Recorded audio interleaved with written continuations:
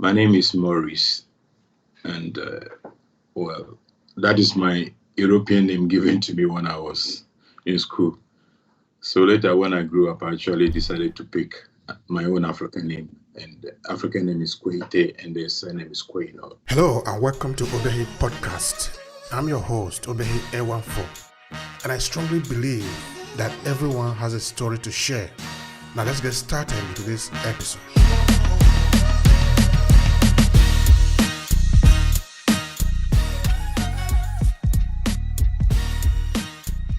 I was born in Ghana, in Accra, and I lived and schooled in Ghana.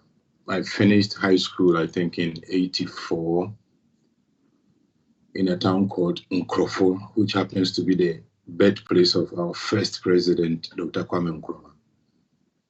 A very small town. But very interesting now. Very small town, but has a big name because actually the birthplace and the burial place of the first president of the Republic of Ghana. After some years, when late Rawlings actually wanted to uphold his name, he made the government to go and exhume the body, bring it back to Accra for a state burial. So the body was actually transferred to Accra, but that was Nkrofo was where he was buried initially. Anyway, that was by the way. So I schooled in Nkrofo. The school is Nkrofo Agricultural Secondary School. And I started in 1979 to 1984. I finished, then it was secondary school. This time in Ghana, we don't have secondary school, we have senior high school. And so from there, I did 2 years of, let's call it professional in economics, finance, and accounting at the Takoradi Polytechnic Institute, where I came out as an accountant. So from there, I worked, I think, 1.5 years in a company in Accra. I was a sub-accountant. And whilst I was working, I also enrolled for chartered accounting. So in my second year, the European mentality came because there was this trend in Ghana. People from Europe will come, and the way you see them riding cars and blowing their horns all over the place. I mean, there was this craze, and it would just entice you. You understand? So I actually dropped everything I was doing. Nobody pushed me. I wasn't actually under any pressure, but just the sight of people, guys I knew that would come to Europe, and after 3-4 years, then it was not actually Italy, it was Germany. So people go to Germany and they seek asylum, and the money they will give them, since they are not actually paying any rent, within 2, 3, 4 years, they will come home with cars and stuff and start. So as a young guy, seeing your friends, people of your age, come back in a short time with those much wealth and stuff, not knowing the truth was actually they got deported. But we will never know the story, you understand? So they got deported, and the flashy life they were living was actually something so influential. Most of us looked up to that one. I was one of them. I was actually entangled and enticed by that thing. So it actually pushed me to abandon whatever I was doing. I wasn't doing bad. I wasn't rich. Then the system was so badly managed that you have to work and work and work to be able to afford a common bicycle. You might have to work about 5-6 years, you understand? So I got enticed by this trend of life. We used to call them bogus.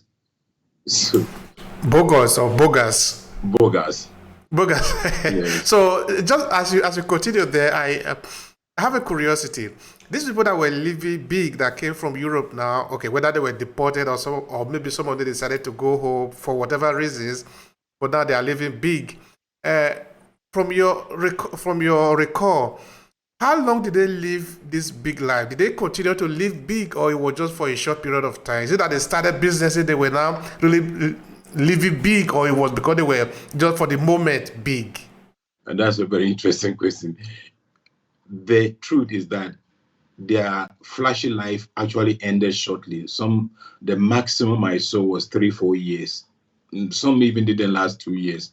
Okay, but since the mind of we locals seeing that flashy life, our minds were actually pre-programmed to see wealth at all costs. We didn't actually, personally, sit down to reason about how long have these people survived after they came back. In fact, some of them ended up being ordinary shoemakers, and some ended in prison. Some ended. I mean, it was. But the enticement, okay, the desire to acquire that type of wealth was just beyond. It was too much. So we hardly thought about the effect that was going to have after so many years. So any means you two could get to Europe and also come down with a car or so funny. Let me tell you this funny story. I remember back then in the 1970s, I think it was in 79, most Ghanaians migrated to Nigeria to work in Nigeria. And I think a government came, I don't remember the name now, and didn't want them again. That was around 82, 83. So there was a mass deportation from Nigeria. Okay. People were deported. And the funny thing, what brings to mind as we're talking is people came and they were holding these big tape recorders, okay, the cassette tape recorders. And to us locals, it was the standard at the time.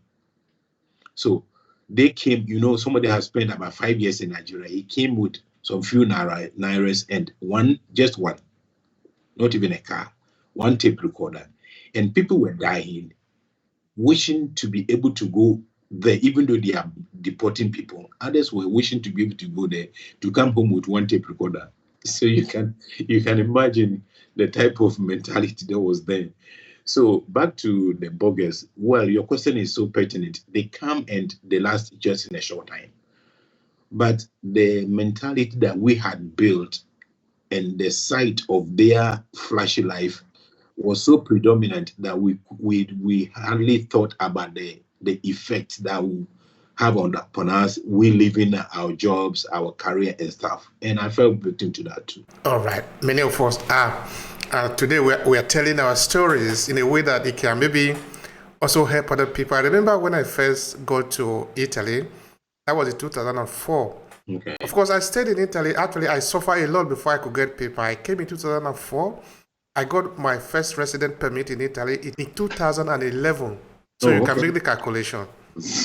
So it's really quite hard as a situation. But what I found out in the course of my exploration here, because that is what I continue to do, I start looking at the story of people. I'm a researcher. I research into the life of people with the hope that somebody might learn from it. Yes. I'm not here to change the world. I'm just here to share how I see it, hoping that maybe somebody might learn from it. Yeah. Is that people don't really say the truth at home. They go there, try to pretend that they are what they are not.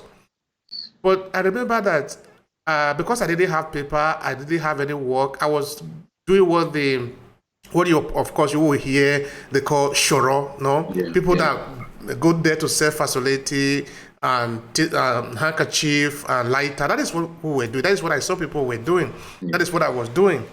And it was really a very humiliating job, a kind of job that you will never tell people this is what you do. Yeah. But I remember going out at a point, I would take a picture of me. This is who I am. I would just send a picture home. And some people think I was crazy, but I wanted people to see this is the way it is. This is the kind of Europe I am. I cannot pretend to you because this is me. But I think that as Africans in the diaspora, we need to open up to the situation that we are going through here. Exactly. If you are enjoying, let people know that you are enjoying. But if you are not enjoying, if life is hard, still say that life is hard. Yeah. You necessarily might not need to do more than that. Then let the people decide on their own. Now they know the truth. All right, that was just by the way. Now, I'm still interested. You have got these boggers now that are coming in with all the monies and all the flashy things that they enjoy for a few short space of time. Then what did you do?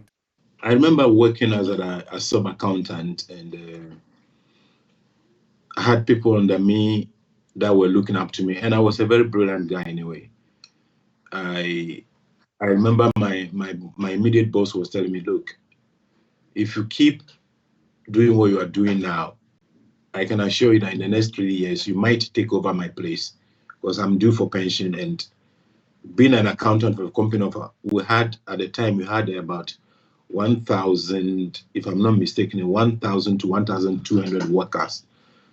Okay, the company was actually a dealer in caterpillars. These caterpillars for road construction and stuff. Not only that, we're selling Bedford trucks and Isuzu vehicles. So it was a big company. So you being the accountant of that company and I mean presiding over such a big amount of workers, it was a good place that I should have stayed. But despite that, my brother, I was so entangled. I was so enticed by this flash life. I bet you, I think maybe because just behind our house in Accra, there was a house that belonged to the father of a friend of mine.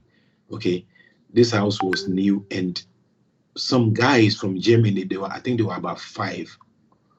All of them came, and I don't know whether they bought the house, but all of them lived in that same house.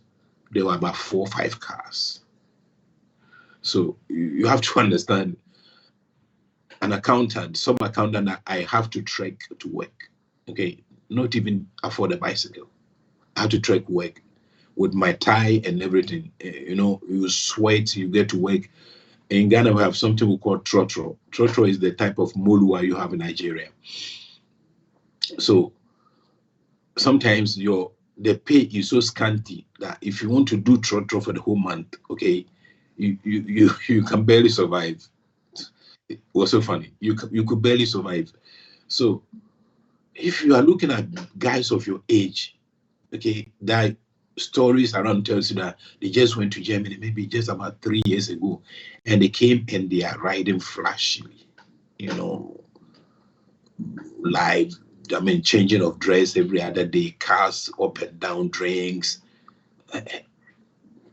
You will never. It takes somebody really determined, okay, to take his eyes off that type of lifestyle. So this type of lifestyle is actually, and I can personally affirm that is actually 90% of the motive most of us left Africa. Because these guys will come and will not tell you the truth, that they were either in a asylum, somewhere picking from stores, shoplifting, a whole lot of stuff, somewhere pushers, and but they will never tell the truth, and we never knew it. So the flashy life was all we're looking at.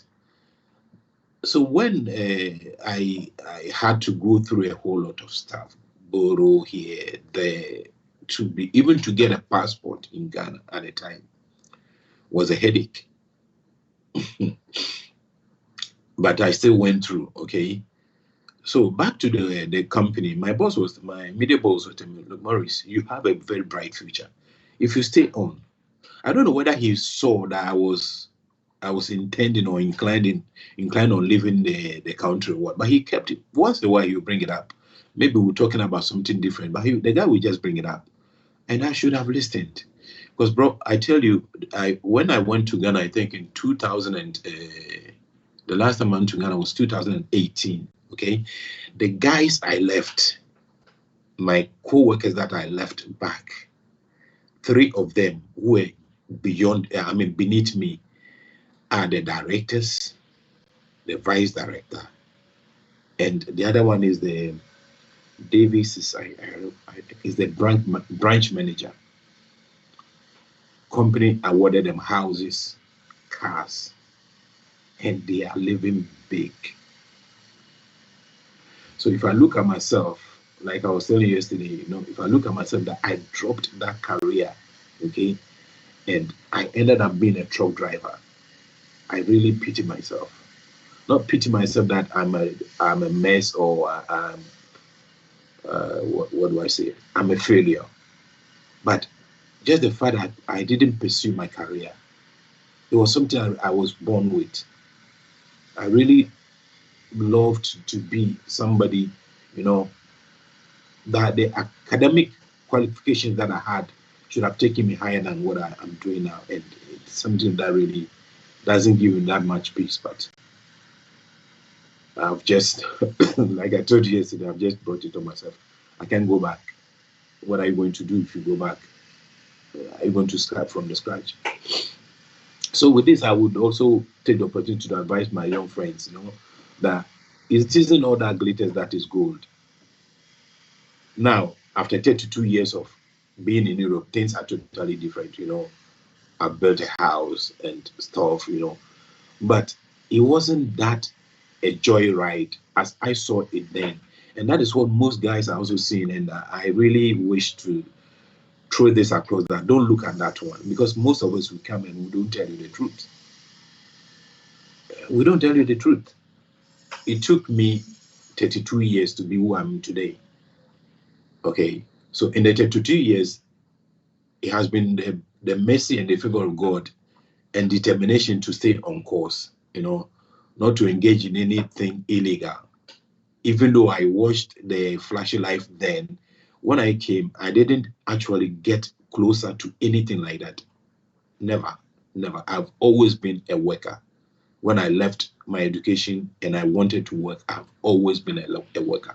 In fact, in this 32 years that I've been here, I think it was just one period, I think between 2012 and 2014, that because the company I was working with went bankrupt, I had to remain home without job. And I think it happened again in 2019, thereabout, that I also stayed home without job.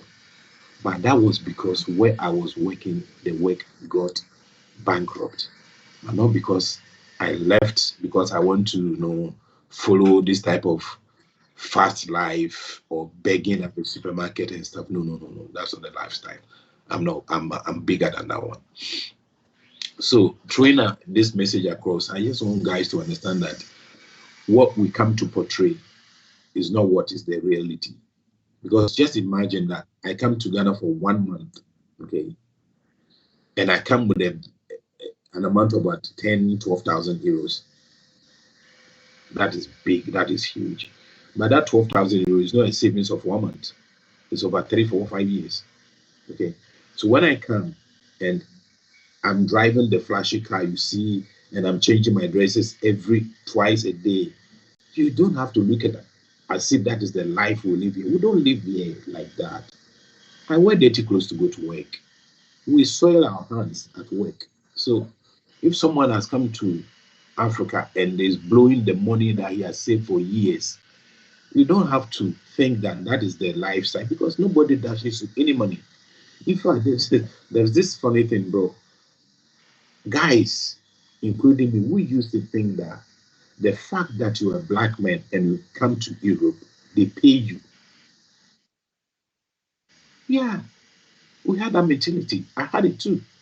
The fact that you, black man, managed to get to Europe, they pay you for being here, which is totally false. But that's what the bloggers came to depict, and we followed it. And unfortunately, most of us are still continuing that trend. So I want to throw it across to the young guys that are going through the desert and stuff. Bro, it's not like that. It is not like that. People have to struggle, hustle, to get something to eat at the end of the day. Those days in the 90s, maybe you are passing and one Italian woman will say you, oh, poverino, vieni che ti do un panino. And she will really package you something big that will last you even for 2 days. I remember there was this we call cerca lavoro, that you're going to look for work. So, and then we never went to the job center. No. Blacks were not going to the job center. We just go knocking the bells, You knock and somebody will come out. Cosa c'è? You say cerca lavoro. So we say non c'è lavoro. Then somebody will say, Signora, io c'ho fame. So the one might come out with bread and prosciutto. But that was then. were few. Okay, so it actually went on like, but now it's not like we are many. And another reason why the trend also lasted, apart from the flashy life, is that the lies was just too much. So you can imagine about, we used to go to Africa. Don't let me use only Ghana, because Nigerians, Ivorians, Togolese, all of us were going almost around the same time. That was around August. So in August, when burgers arrived, you could hear in the atmosphere that burgers have arrived. You know, so we actually pumped falsehood into the system.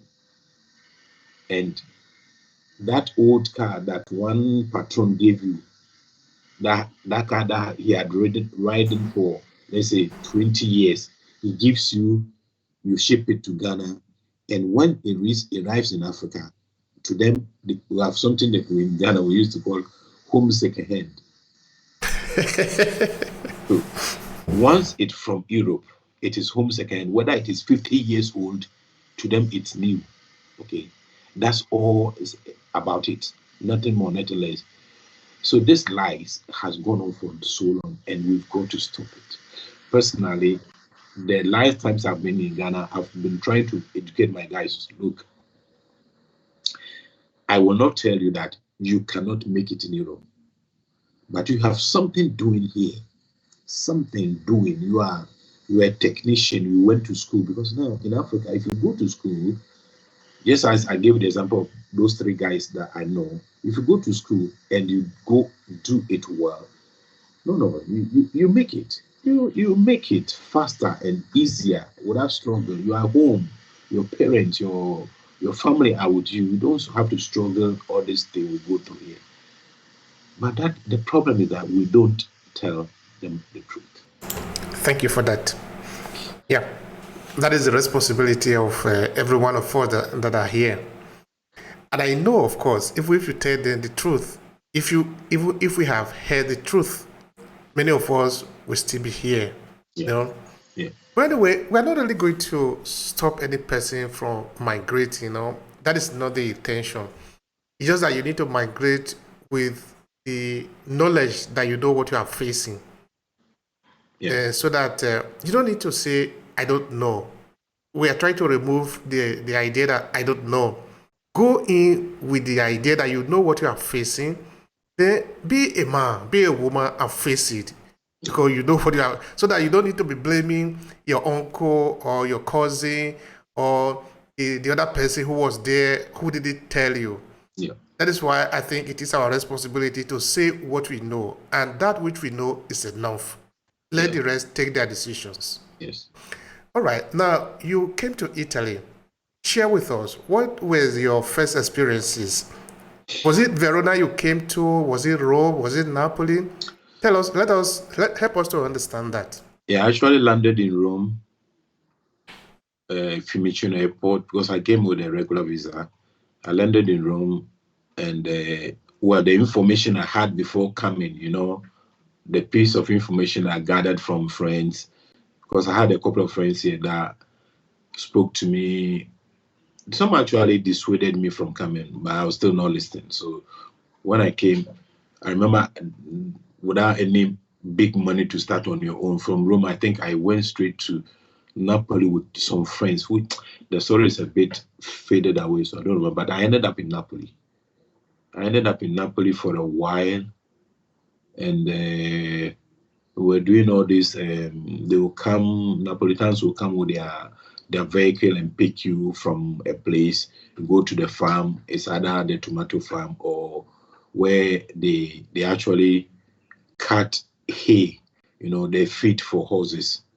Okay, so there was this funny thing. There was this type of harvester, combine harvester, that will cut the hay, process it in the machine, and bale it, in rectangular shapes. One of them would weigh at least between 8 to 10 kilos. Okay, so as the machine is going, it's dropping those bales behind it, and we are behind it, picking and packing it. So we used to call it Zion train. Zion train, like the Zion train. Zion train. 2 days in Zion train, okay? 2 days in Zion train will let you regret leaving your job and coming to Europe. But once you are here and you don't have the money, you don't have anything, you have to do Zion train. And the funny thing is that I remember those days we go to the farm, and this is not for racism. What I'm about to say is not for racism, but the people did not know us. Okay? They just had this boom of people from another continent all over the place. They needed workers. Their own children were not working, so they were forced to employ us. All right.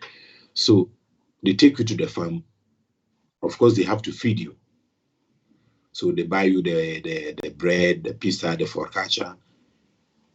If you eat, you have to drink water. So the problem was with the water. So they have this cup that they will market. Okay, they will use black men to mark. This is your own cup. Don't touch the cup of his or her son. No. And unfortunately, some of those cups were so funny. But later, you know something? I came to myself after years. Well, I think I stayed not that. I didn't even make 1 year before I came to Reggio Emilia through some friends. And from Reggio Emilia, I ended up in Bussolengo here in Verona. And from Bussolengo, I moved to Verona town and started to, go on my life. But back in Napoli, that cop something makes me come back to takes me back to memory. When I was back in Africa, in Ghana, I come from the western part of Ghana. Okay, that's the part we cultivate most of coconut. Okay, coconut for coconut oil. That's the part. And the same part, the western region also is the richest part for cocoa and things like cassava and stuff like that. Okay, so the thing is so ironic, but it's like where there's more work, okay, that involves manual or manual workers. The locals actually don't love to do it. I don't know if I'm making a point, because Italy, for example, has these tomato farms that every year they have to do flusy for people from outside to come and harvest it, because the children will leave the university to go and harvest the tomato. That same thing was happening in our place. This coconut farm was something that was the standard job at the time. But we guys, the locals, we were not doing it. So people will actually come from the north of Ghana, okay, to come and work on those farms. All right. And poor as we were at the time, we thought we were superior to the same people of our country that come from the north. So I remember my grandfather on his farm, we had these workers from Bolga or Tamale, okay, which is far in the north. The tribe, I think, is called Kusasi. These people were hard workers. They will come and weed, and stay on the farm and weed for months and months and months. The funny thing was that anytime we went to the farm, I could remember our caps were different. So this same cap Napoli stuff, people were, there were guys that were angry about it. But me coming from that area where I saw it, I understood that racism, okay, is everywhere. It's all over the place. Consciously or unconsciously, my grandfather was doing this to the people because to him, they were inferior to us. That's the same thing that when we came at the early stage, when we went to the farm, we were being treated. Maybe by just the perception that we're inferior to them, or maybe for fear we could transmit some diseases to them. But it was something that was happening. Well, I didn't take it anything personal because I had seen it before. And because I've seen those things in all these 32 years that I've been in Europe, I can bet you that I've never had any issues that I've had to struggle or argue with somebody because the one is, being racist against me. No. I would rather go for what is my right. Okay. And I've defended a lot of guys over certain things, both in commune, supermarket, Questura, whatever. But I think another reason some of those things happen, okay, is the lack of communication.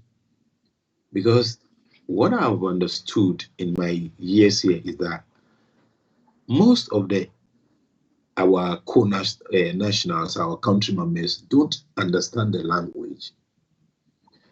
But they think what the other person is saying is against them.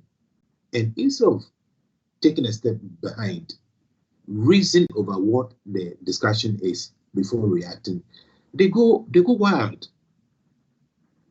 They go wild and they escalate the whole situation. Meanwhile, you that understand the language, if you get into it and dissect whatever was going, you can see that your brother was at fault. And he will not admit it. That's by the way. So when I go to Italy after Napoli, I go to Reggio Emilia. I worked in a few factories as they were doing tiles. I think I did tiles too. Then I moved to Busorengo, I think in the 92 or thereabout. And I started working the shoe factory. I don't remember, was it?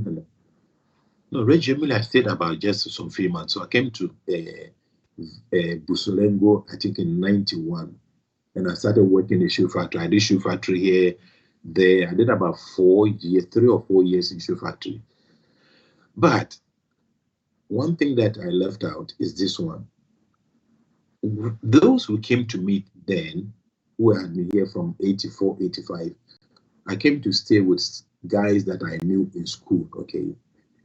And all of them left books.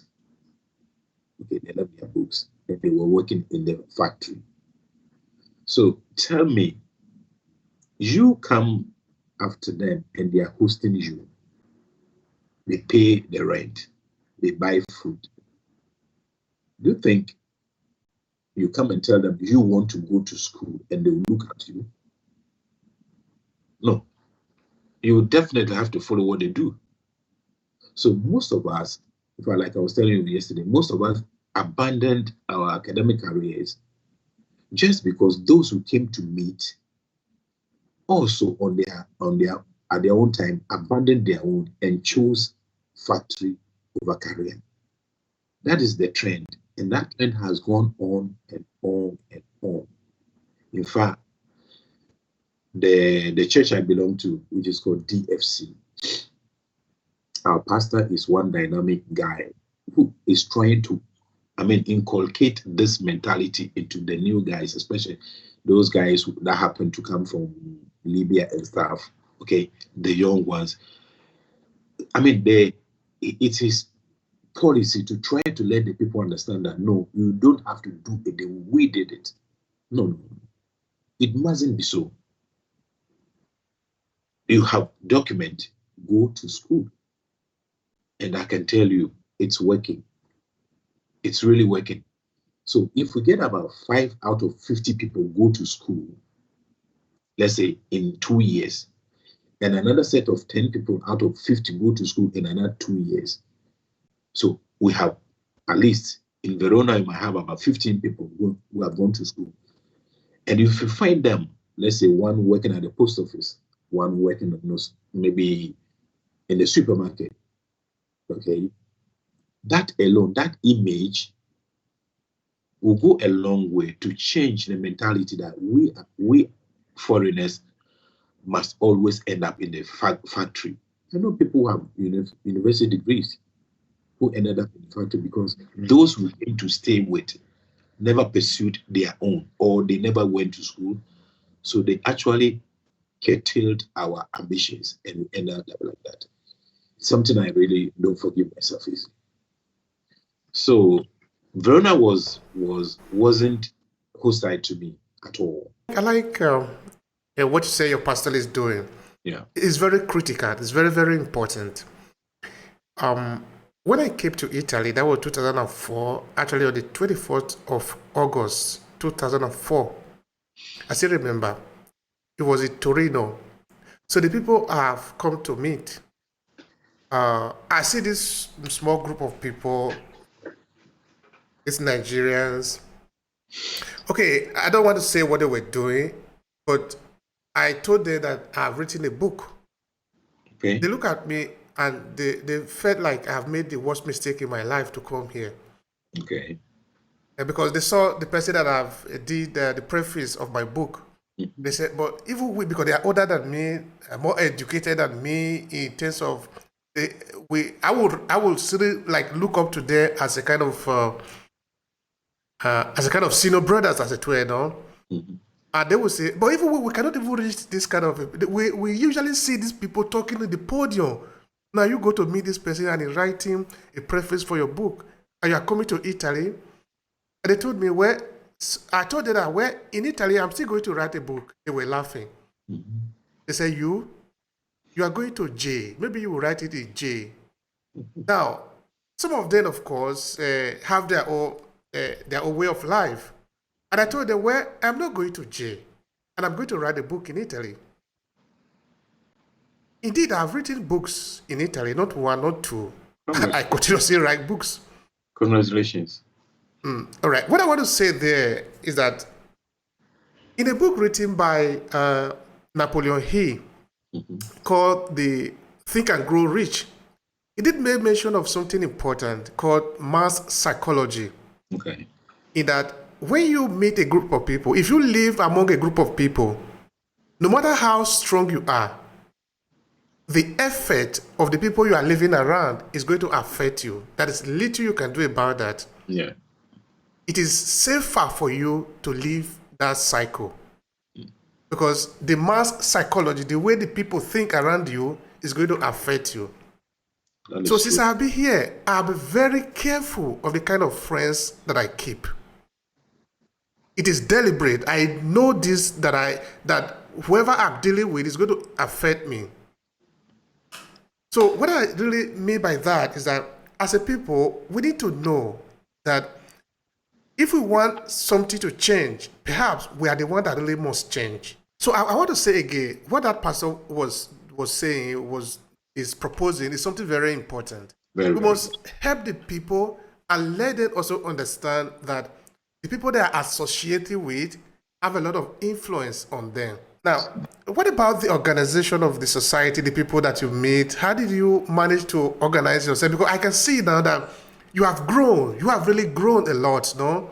Yes. From where you came from. Okay, I can understand also. You see, most of the people that are here, sometimes, some of them are illiterate. Yeah. They don't understand how to read and write, and this limits them from able to process the information they have in front of them. Yes. So, and in most of the cases, because like the adage has it, that the empty coins make the loudest noise, because they are the ones that are making more noise in the society. They sort of represent everybody. Yeah. And those who are enlightened, who probably could have been able to stand in front and speak for the rest, sometimes maybe they feel ashamed, or maybe they don't take the bull by the horn, and those empty vessels sort of represent everybody. Yeah. But people that know what they want, who have a semblance of light, we might call it, must not fall into the same cycle. Because if you fall into the same cycle, very soon, your resistance will be broken. So tell me about those people that you meet, how the system is organized, because now you're going to have to eat, you are going to have to go to church to worship, you are going to have to meet people. So tell me about that. Yeah, so I was living with these guys in Busolengo, and great people, great workers.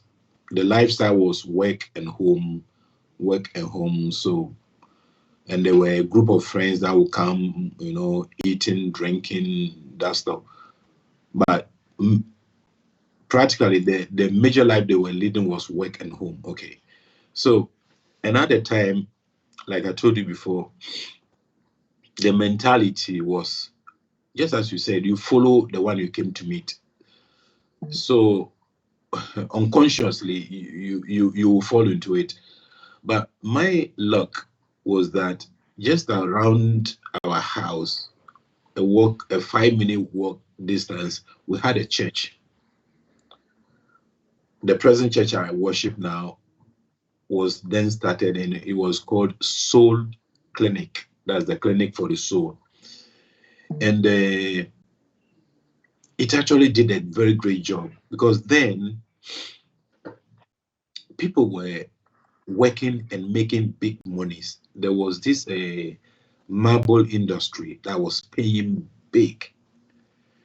We were in the lira time, and people were going home with 3 million. That was a heap of money. So you could see people not actually taking that care about what they spend. No. Because after in another month, 3 million will come again. Some were doing overtime, and overtime alone was paying about another 1 million euro, 1 million lira. So that lira, let's say 4 million lira then in the 90s was about 2,200 euro now. It was huge money. Rent was so cheap. We were paying, let's say, 300 euros, 300,000 that time. Food, what is food? Go to supermarket with 50,000, you bring 2 carrel of food, So life was just, but I understand it more. This is you. You were don't let us call it misery, but you didn't have that opportunity. See big money like that. I remember one guy made a very bold statement at work one time. My boss in the factory, our boss was like, ragazzi, vi vedo che state bene. So the guy was like, sì, io da quello che prendo anche di più di mio presidente. He made a joke. And bro, it was true. At the time, 3 million lira converted to dollars was a huge money. And we learned from the newspaper that the president of the country was thinking about something about 40 or 60% less than what the guy was taking. So he made that statement. Anyway, so when I got into the church, church will definitely shape your mentality. It helped me a lot, because now you are under teaching, you hear every time that you need to save money, you need to live right, you need to stop drinking, I'm not one that drinks, but in the group that I found myself, once a while there was a party, you also have to, not that they will force you, but you drink. So you also have to buy, and that was expenses. So when I started church, the church actually took most of us out of that type of life. Honestly, the group I entered, by God's mercy, wasn't a group that was loud or troublesome or stuff. Was normal guys that would work, but their weekend spending, drinking spree was something you couldn't take out of them. So when I started church, my lifestyle started shaping in, so I had to separate myself from them. And from then, my life has been work, home, church, work, home, church. Once a while, there's a party, I have to show up, so I will go. But if not, I'm not the type that, you find me easily at places, clubs and stuff. No. Without judging anybody anyway. It's not my lifestyle. And I think along the line, I got married to an Italian, my ex-wife. Okay, we stayed for 9 years.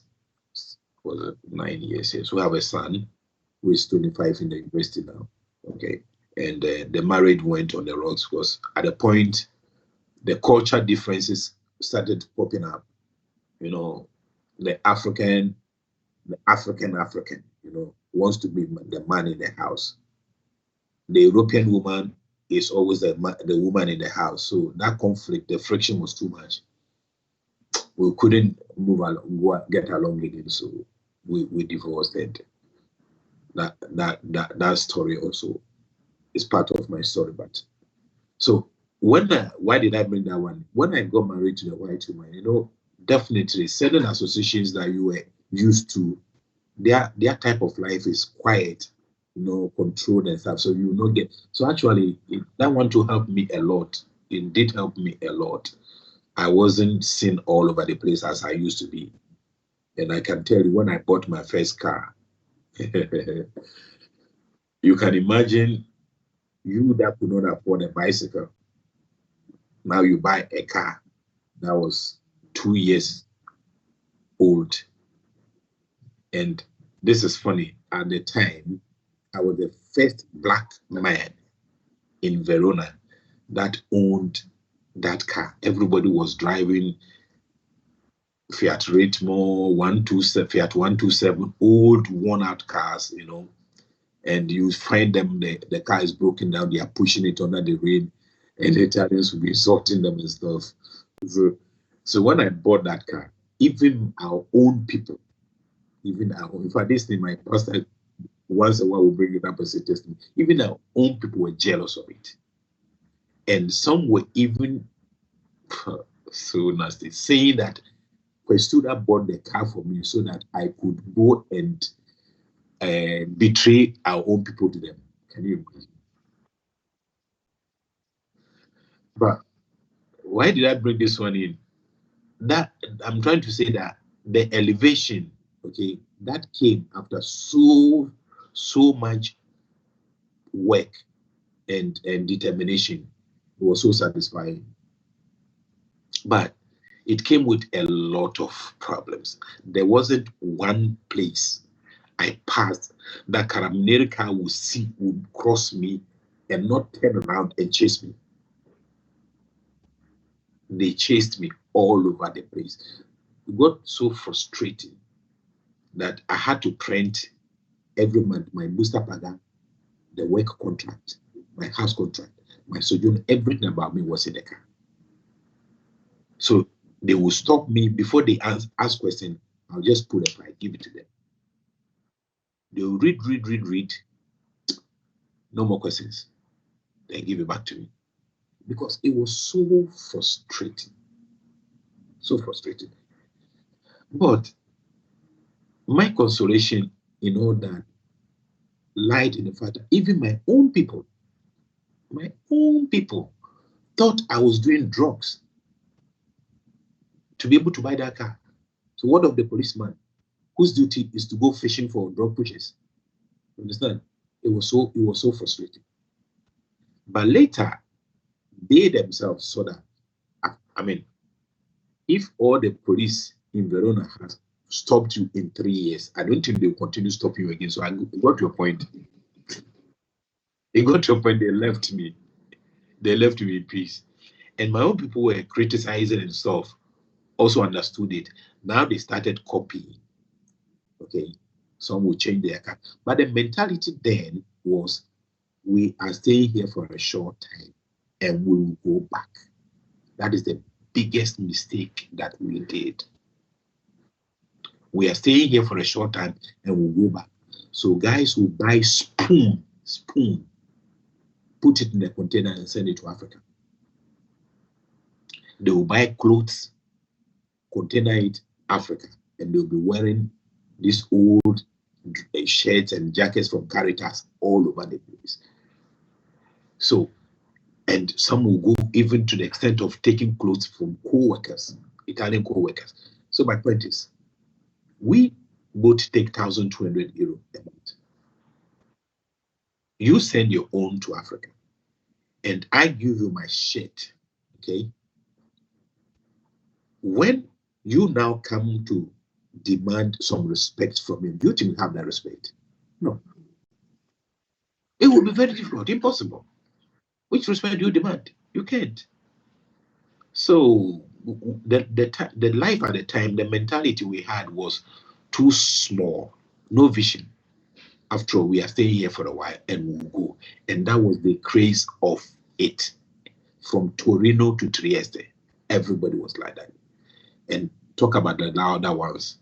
The louder ones were thought that the more they made more noise, the more they belonged.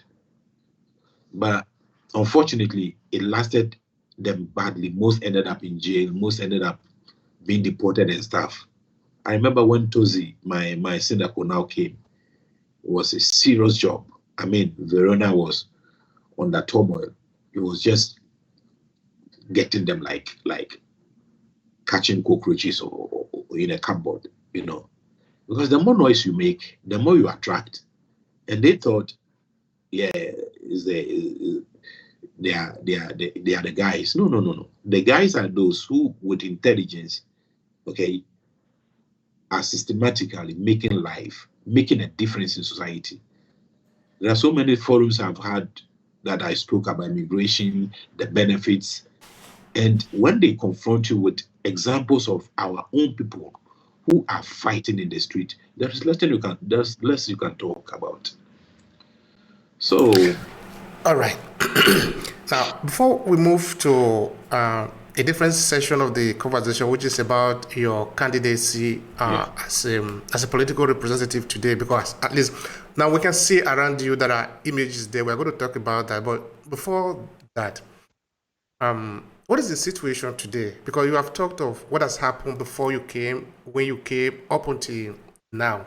So looking at 2022, is that, say, the situation? I would say having the same experience of people with little or no vision at all of what is going to happen in the future. People who think they are going to leave Italy, and for this reason they didn't know how to speak Italian. So they may have been here for like 20 years. If they have anything to do, they will still need somebody to interpret for them. And yet they will always be very fast to accuse Italian of being racist. I'm not saying that I know racist Italian. I've seen some myself, but that is not my focus. Generally, that is not my focus, no. I'm trying to look at what can be the positive part. I'm not here to change people, okay? All right, now, what is the situation today? Has anything changed, or is this still like it used to be? Yeah, nature has its own way of controlling population. I learned this in economics. And the system has had its own way of controlling generation and their behaviors. So those days when we were all on sojourner and we were all cramped up, okay, there was no difference who had the sojourner for 1 year or 2 years. There was no kata sojourner, and we were all just classified at once. Okay. Then came the year 2004, 5, 6, 7, 8 to 2010. American government, I don't know what happened, but to get visa to America from Italy was so easy. So people actually took visas and they went. They went, a lot of them. And most of them were those who were here initially, okay, those who came there in the 85s and stuff. And those, I can tell you safely that 80% of those guys were illiterates. So voluntarily leaving the place in those numbers actually reduced the noise making and that state of anarchy that was reigning at the time. All right. Those that remained, most of them still never went to school. In fact, then there wasn't this law by Salvini that to renew sojourner or even to make Italian passport, you have to have the language. No. So school was out of it.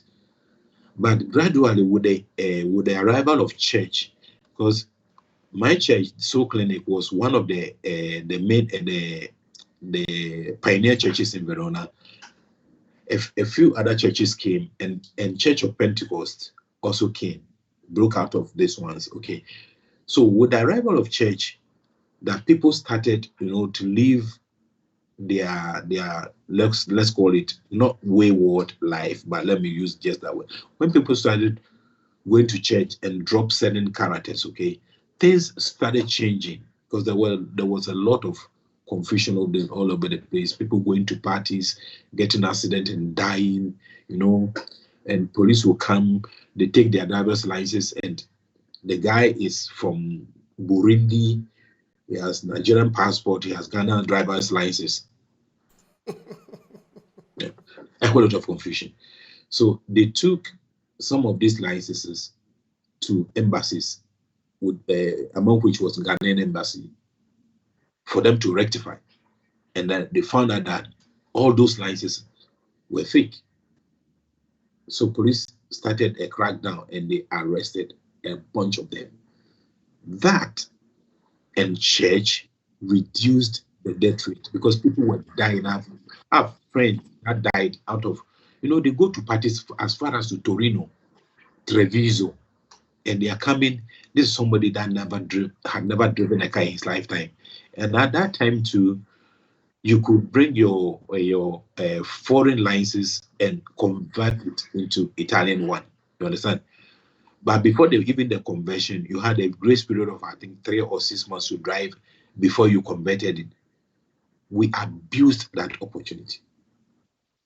Africans abused it big time until police came in and they made a serious crackdown, okay, and eliminated all those ones, changed the laws. Now we don't even do driver's license in English. You have to do it in Italian. So the system will actually force you to learn the language. And because some will not want to learn the language, there are people who are here who are 40 years who don't drive. They can't drive because they don't have the driver's license. And you meet them in the community, you have to still interpret for them. And these are the same people who said that they will not stay long. Oh, after we are doing 5 years. Then it becomes 10 years. Oh, after I'm doing 2 more years, I'll go. I remember around the 2007-8 thereabout, there was a law that Bossi and Finney introduced that if you want to go back to Africa and settle, okay, you could leave your sojourner and they will actually give you the bulk of your contributions that you have done. Man, that was so enticing. People went. And bro, they went and they blew the money. I'm interested in that story. So I want to believe that some of them come back. No, yeah, they are here. They are here. They came back. Some through the desert, some through so many means. They came back. They blew the money. Okay, now you come and they deny you sojourner and you are claiming the Italian government is racist. No, you can't. Learn the language, you will not learn. You have sojourner. Nobody's chasing you out. Stay, walk, and live your life. But at least be part of the system. You understand? Your children are going to school. They call you for a parents-teachers meeting. You don't go. So if something happens in the school, everybody knows. You are the only person that doesn't know. Then they will bring up something up and you have to pay something. No, these people are racist. But what is the racism you're talking about? A lot of those things we go through depends upon us. The lack of communication. People refuse, even now, people refuse to learn the language. Excuse me. People refuse to learn the language, and it's so sad. Things have changed though. It wasn't like before. All right. Now you are a candidate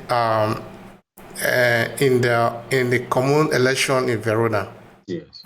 Of course, somebody that have listened to your story up to this point would understand that. They understand why, no? Yeah.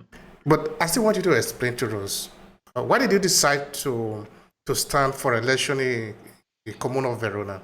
Help us understand that. What is your vision? I am somebody that wants to leave not only a mark, but I don't want to be somebody that passed through the system without leaving anything for the ones to follow us. And I've seen a lot of things, a lot of injustices. Like I was telling you yesterday, there are a lot of things that most foreigners go through.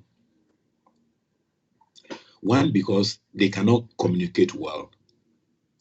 And the fact that they cannot communicate well, okay, but are at the same time insistent upon a right that they don't even know whether they have makes it irritating to the person behind the desk, okay, to do the right thing.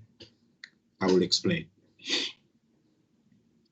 You go to Common, for example, you are asking for certificado de residencia. For you to obtain that paper, they need to see your permiso de sojourno. So the woman says, "Mi favorisca el permiso de sojourno."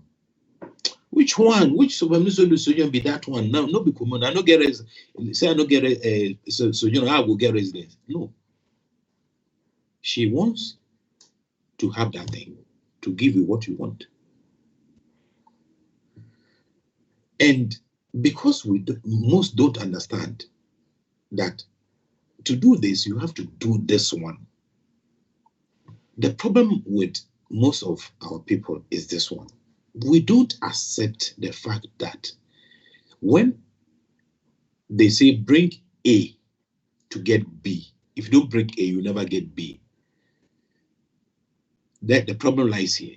Okay, I've had times that I have to explain to people in Kwesura, in Commune, in almost everywhere about this simple fact. Let us understand. If you don't understand, we have a phone. Go to Google. Google it out. Must they ask me for my permission decision before I get a certificado de residencia? It is there. You read it. But we don't inform ourselves. And because we don't inform ourselves, we think things that people say are what is happening. That is not what is happening. And we've made a whole lot of mess. Certain injustice that we face is because we cannot actually explain what we want. In fact, I've been explaining to people over the time. I'm very good in laws and like things you have to do, fill forms and stuff. I'm very good in it. I took my own time to learn it. So before I get to, especially when they brought speed, okay, that you can do almost everything by your own, I really have to get to the office because that one you cannot do with speed. And I've been trying to teach other people. But before you get there, you have to get some education by yourself. You have to understand how it works. Okay. So if you don't understand and you will not be patient, okay, for the person to explain it to you, or even if the one explains, you won't understand and take the explanation and you start making noise. Okay. That is what irritates the people and it grows up in them. Because take, for example, you are at the Commune this Thursday morning from 8 o'clock, you had one Ghanaian, one Nigerian that came to make noise over something that an Italian comes to ask and will not make noise. Because maybe he didn't bring the macadabolo. They told him, he went back quietly. You tell an African, I need the macadabolo. No. Because my friend went to do they didn't ask macadabolo. Maybe the friend did a different thing, which you don't know. Okay. So piling up all those things, okay, makes the one sitting there get fed up. So the next time he sees the next black man, before even the black man opens his mouth, if God doesn't come in for this person to meet a black man that speaks well like me or you, but meet another one that's in you and that you venire already. Sorry if I brought that one. When you start the you and that you venire, okay, it already set the platform for refusal. That is a fact. Because somebody that has undergone all this noise and, is already gotten up to here. So when you start making you and that you venire, everything you say is no.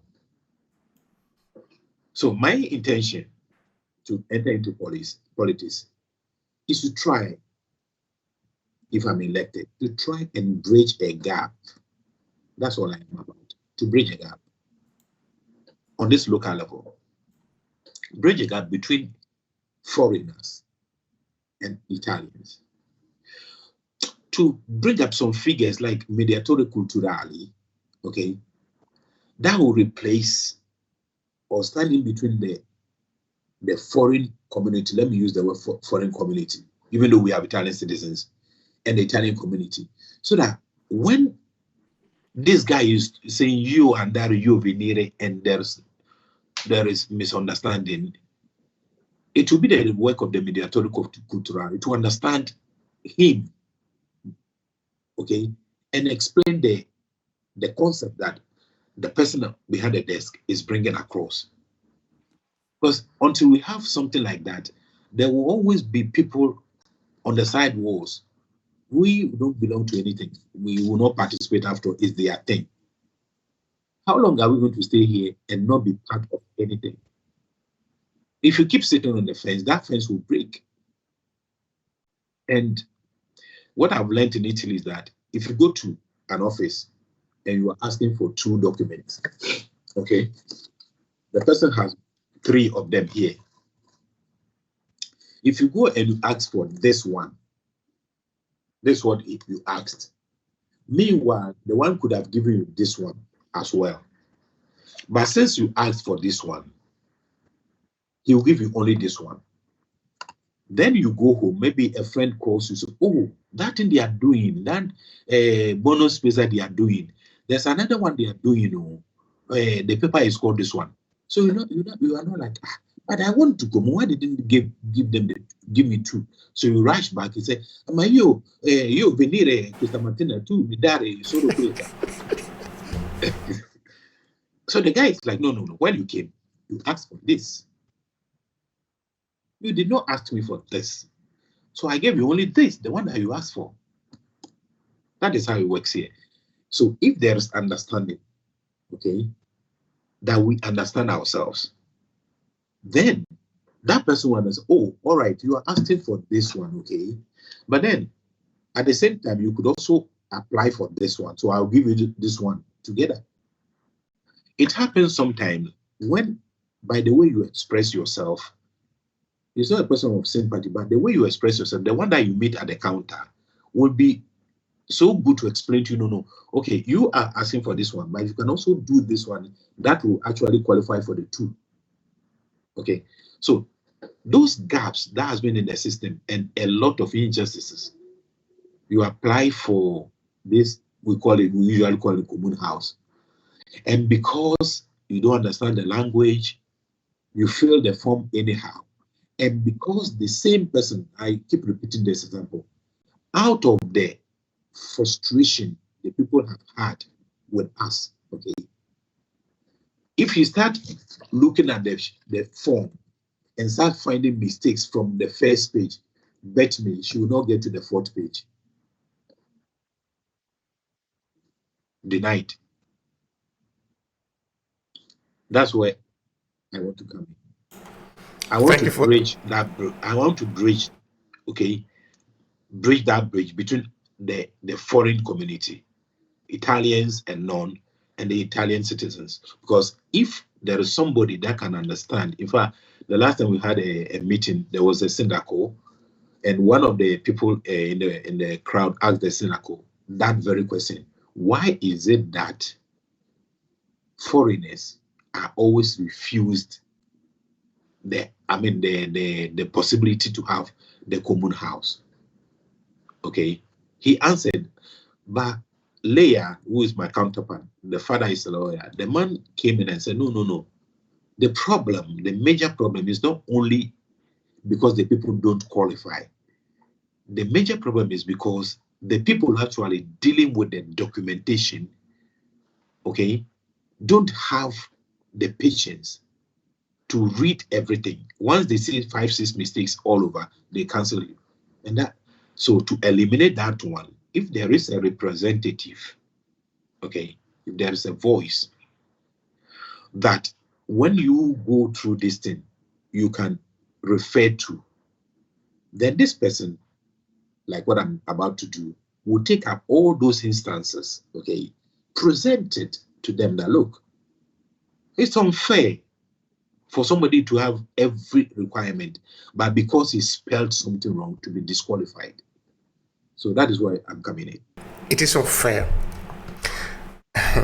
Now, but for somebody to treat you fairly now, you need to remove the, there is one thing that a lot of insurance do, in that you have insurance for something against any type of risk, maybe risk for incident or any type of thing. Almost all insurance companies do this. Yeah. If they have one reason, just one reason why they will not pay you the money, even though you are qualified, and they are legally allowed by this reason, they will not give you the money. Mm-hmm. I think that all of us need to participate in our own rescue. Yeah.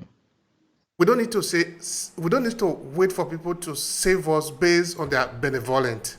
Okay. We need to prepare and be part of it. Exactly. So, of course, this case, I'm talking of our responsibility. I understand it's a complex issue, because when we look at the demography of Africans that are coming here, like you also have pointed out by say that maybe up to 80% of the people who went to the United States from Italy haven't been here for like in the 80s. Most of them are illiterate. Yeah. That is actually one of the biggest problems. Yeah. In that, if you don't understand, because for you to be able to understand other people, you first of all need to even understand yourself. Yeah. I get it. We are saying now, we are living in Europe. We are living in the Western society. We don't have the power to be able to force the West to understand situation based on our own point of view. Yeah. We need to understand it from their point of view, because we are in their territory, we are in their land, we are in their system. If you were to be maybe somewhere in Ghana or in Nigeria or in Congo, I understand things will be done completely differently. But this is Italy, this is Europe. I repeat again, we don't have the power to be able to force them to understand us. We need to understand them and play according to their role. Thanks to God, we have most of our people go to church. At least I can say 70% of we from the Black Africa part go to church here. Let's talk about Verona, okay? So we could start, which some have started, like I told you about my pastor. The education of the people is not only about the spiritual aspect, but we involve pastors to educate the people, to let them understand that the language, first thing here is the language, is very important. I know not everybody will take it, because you can't oblige anybody to go to school. But even if we get about 5 or 10% decide to go back to school, do the language school, just the language school, which anyway you'll be forced to do it. Because when you want to apply for your Italian citizenship, you have to bring B1. And B1, there's no way you can get B1 without you going to school. So at the end of the day, you'll be forced to do it. So why don't do it now? In fact, I have intention of involving pastors in most of the things that I will want to do if I'm elected. Because pastors are key figures in our society now, apart from associations, because most nationals don't have associations. I was trying to get to Senegalese people, to be able to at least tell them about the election and stuff. But I've tried a lot and I don't have any association. There's not even one. Nigerians have, Ghanaians have different types. Togolese also have, Cote d'Ivoire have. But what about those who don't have? Okay, so then the figures that could be useful in educating our people, because here we need education. Like you're saying, nobody dashes you anything.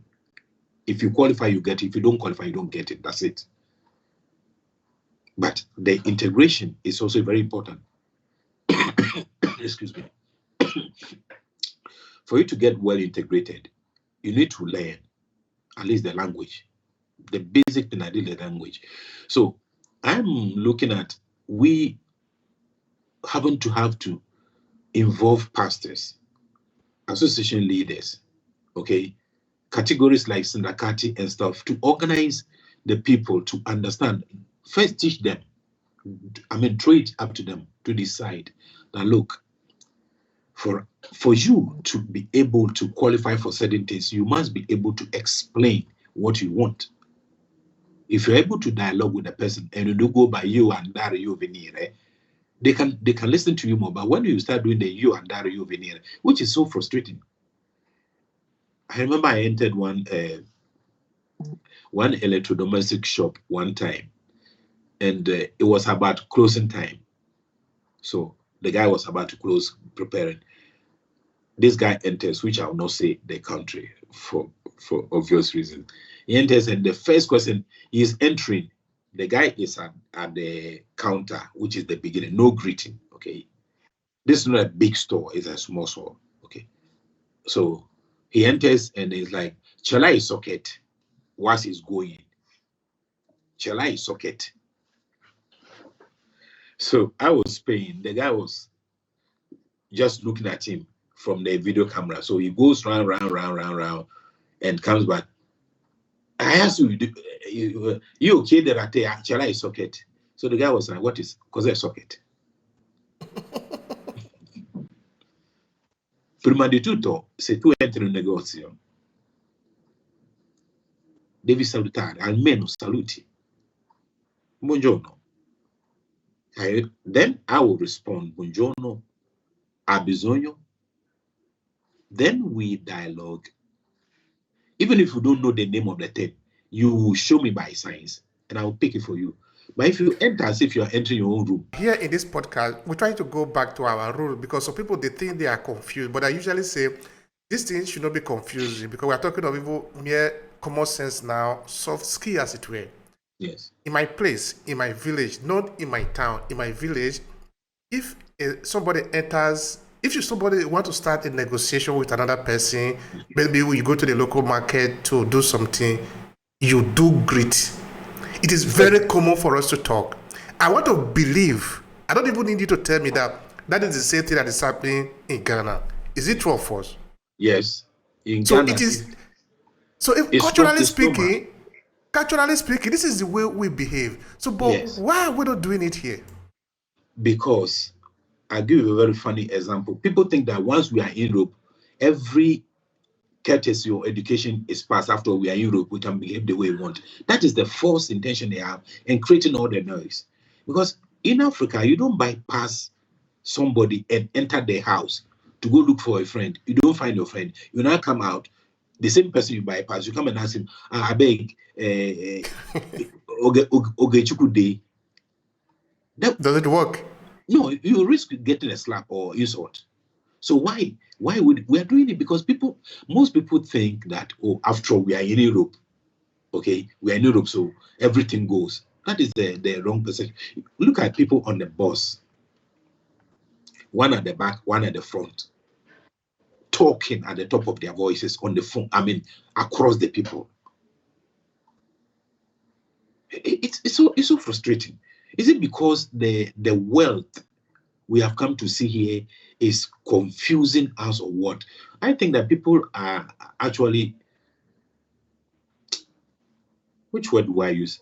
They not only that they are exaggerating, but they are misbehaving because they didn't expect to see certain things, which we have to bring them back. Like I was saying, we have to educate the people through churches, through associations, or maybe we organize, even if it should be a party, okay, it might not work immediately.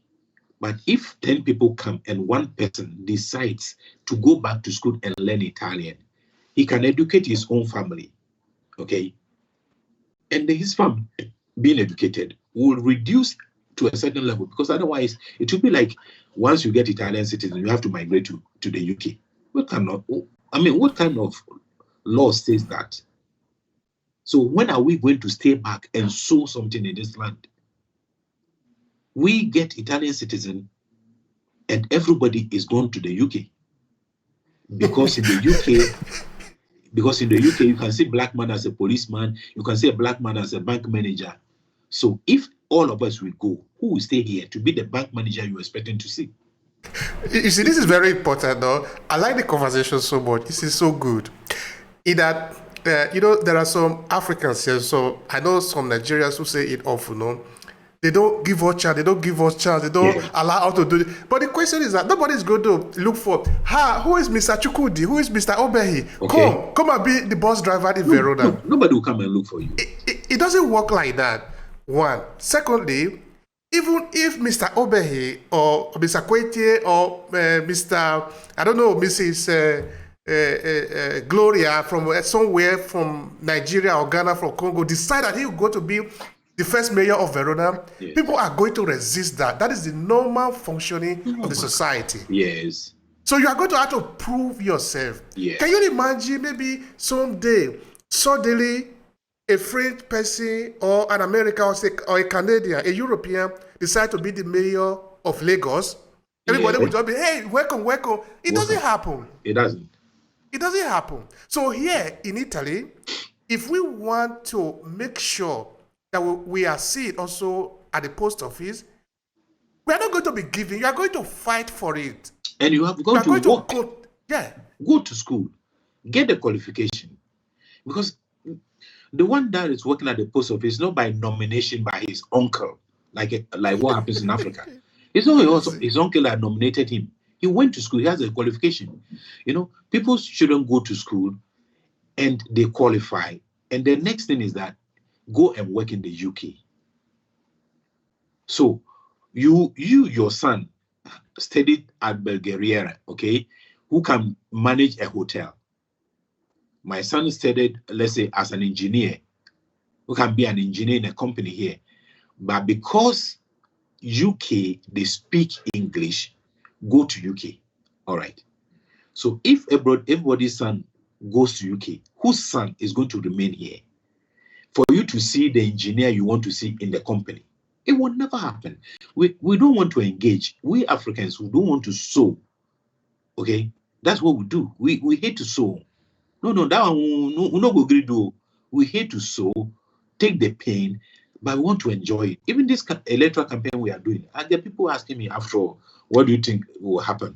Even if they elect you and you go there, you forget us. Forget what?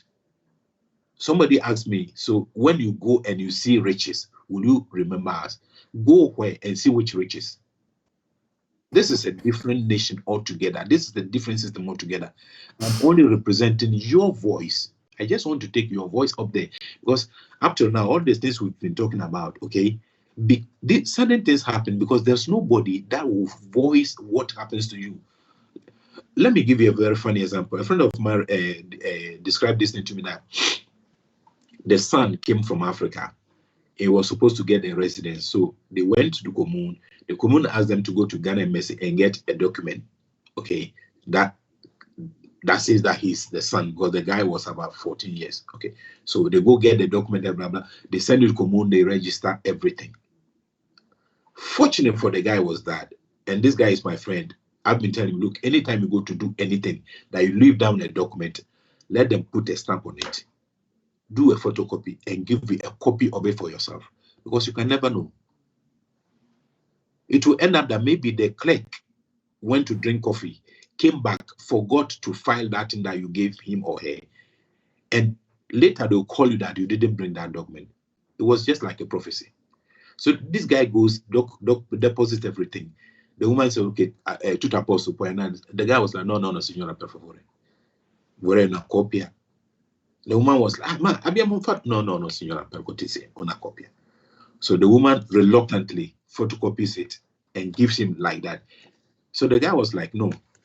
A me non mi metto un timbro perché fotocopia non vuole dire niente. Solo una fotocopia, mi metto un timbro. And reluctantly, she put the stamp. 6 months after, they called the guy that, look, we asked you to go and bring this document from Rome. You've not brought it. So we are canceling your son's request for citizenship, for residence. So the guy, like, which one? I went personal with this boy. We presented that paper. So they go to the commune together. And when he was the attorney, he said, I came here this time. We applied for residence. Now I get this letter from you guys and you are canceling the residence because we didn't bring. Hey, perché abbiamo aspettato così tanto non avete portato quella carta lì? Well, actually, the guy is me. So I put out the paper, okay? I just put out the shadow woman. Signora, guarda, c'è anche il timbro. C'è la data, 6 mesi fa. Si ricorda che l'avevo chiesto specificamente che volevo una fotocopia, non me la voleva fare. And we were about, it was 12:45 on a Saturday. The guys were closing at 1. bro, I stood in the office till 2 o'clock till we sorted that thing out. The woman was okay, but then Lasha Kichi Petamon, I was you're the one on me more. Okay, prima ho dovuto chiedere un giorno di permesso per venire qua a fare questo 6 mesi fa. Adesso mi tocca andare, siccome lui è minorenne, devo tornare di nuovo a firmare, non ci vado. So the couple of the office had to come in. They had to go to the archives, go and bring the file. And when they brought the file, the document that the woman was claiming I didn't bring was just in the file like this. What happened? She didn't enter it on the computer. So if I had not requested for the stamp and the photocopy, to cut a long story short, now they had to fill the ID card, the part that I will sign, for me to sign blank for them so that I will not come again. Okay. This is where you can explain yourself. So if I could not explain myself, what do you think would have happened? You go back to Rome again. Yes. Then you go around, you the same person will go around and say they are racist. This is not about racism. I mean, we are human beings. So human beings, we can forget. So the woman forgot and didn't do what she was supposed to do. But since you understand the language and you can speak and interact with her, the problem is solved. So the question is, we must educate ourselves. That one, there's no way about it. Make a change. Thank you so much for that, dear Kwetia. This is very important. No, it is very. The woman could even be racist. That could also be possible. I'm not saying that there are no Italian racists, no. Yes. But the question is that we're going to have to play our part also. We're going to play our role. It is when you have done your part, everything you're supposed to do, then you can accuse other people of not doing what they're supposed to do. Exactly. Because if the person is wrong, you are wrong. Which right do you have to be accusing people of treating you wrongly? Yes. So I think we need to take responsibility on our part. We need to take responsibility. We need to participate in our own rescue. It is very important. Yes. You can't tell them, hey, come and save me. Yes, save me. Save me. You must be strongly to be saved. Yes. Strongly to be saved, of course, in this case with me, that you are going to school, learning, because you cannot force yourself into these people. This is their land. Nobody is sent you an invitation to come here. You came by yourself. You decided that you wanted to leave your country and come to this place. Yes. So don't put it on them that, you need to take care of me now. Who have you taken care of before? Let me say this thing. My wife, I'm married to a very beautiful lady. We have 3 children. Okay. She stopped everything she's doing and decided to go to school. She's doing scholar media now. Okay. This is a graduate. Okay. But for her to be able to interact, my wife is going to school now. And I don't have any problem with that. She goes to school because for you to be able to communicate, you must go to school. Her vision is to work in an office. And to work in an office, it doesn't come by miracle. You can pray in tongues all the years you want. You can be beautiful. You can be anything. But Oyibo wants certificate. Make you bring that certificate. If you not bring it, you not go walk. That's the point. My wife has stopped everything. She was working at first. Okay, she stopped because work and school will not give the space. And I'm here. I'm working. I said, okay, baby, do what you want to do. Get the qualification. I didn't do my own like that, but I can't stop you from going. But the average African, especially if he's the Ghanaian, no, you must go to work. We are building, we must complete the house. Which one be school? And that is where we are now. You understand? So if somebody wants to do it right, like our pastor says, if someone wants to do it right, we have to encourage the person. We need to let our people understand. We must engage, like we're saying, to make an impact, okay, for even ourselves. This electoral something I'm doing, it's not for any gain, bro. I've spent money in this. Everything I do is money. Because Lista Chibika, you don't have any sponsorship from anywhere. Okay, everything we do, even to do one of these banner is 60 euro. Okay, it comes from your pocket. Apart from contribution here, contribution there, money goes in, but that's not what I'm after. Because consider communal, you don't have any pay. That's what people think. After you go there, you're going to be rich. No, no, no, no. I want to leave something behind. That's what I intend. Bridge the gap between we. Let's say, let me use the word foreigners, which will make it easier. Okay, even though we are no more foreigners, but let me use this one. We here that are not originally Italians, even though we become Italians, we need to be able to be like this. And for us to be able to be like this, it needs someone that understands the language, okay, carry up the issues that are facing this side of the people and bring it to this side to let the situation be amalgamated and issues solved. If there's no issues in the society, we will not be happy. Everybody will be happy. But I need someone to sacrifice. And I've decided to do that. I don't care about the money I'm spending. I might win, I might not win. But that's no point. So that tomorrow, any child will see that, yeah, there was a time. Like Martin Luther said, I have a dream.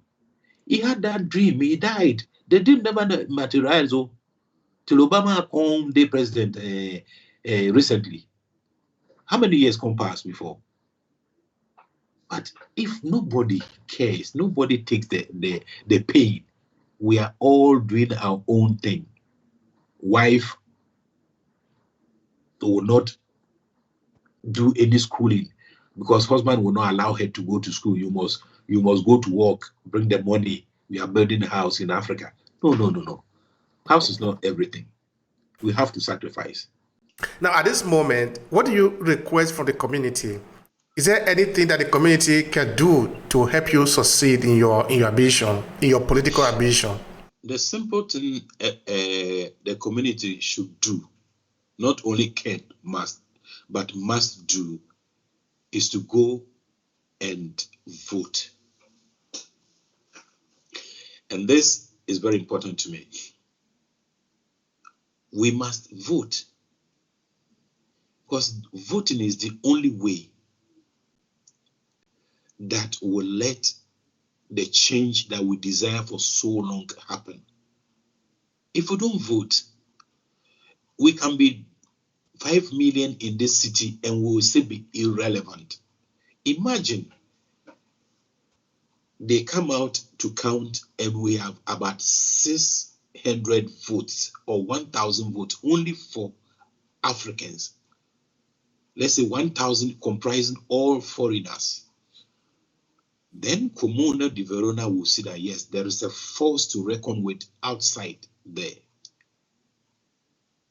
And once they realize that the people who count, this time around, they will not just, do things without consulting you.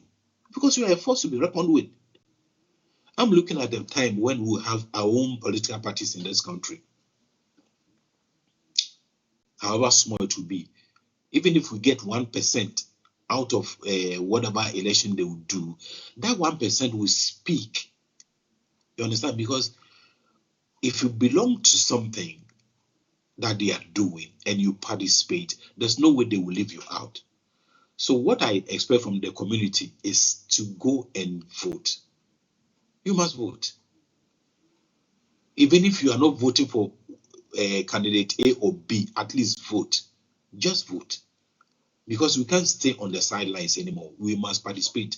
I remember the first time I voted some years back, when I went to the polling station, there were some Italians that were looking at me so strangely.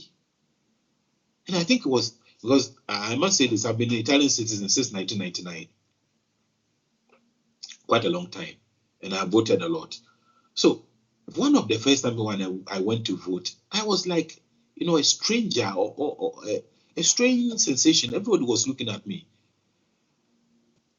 But gone are those days. Let us all participate in this thing. And especially, it won't be wise for you to go vote another person when you have your own brother here that wants to carry your voice. Your voice needs to be heard. Your voice must be heard. And I'm here to do just that.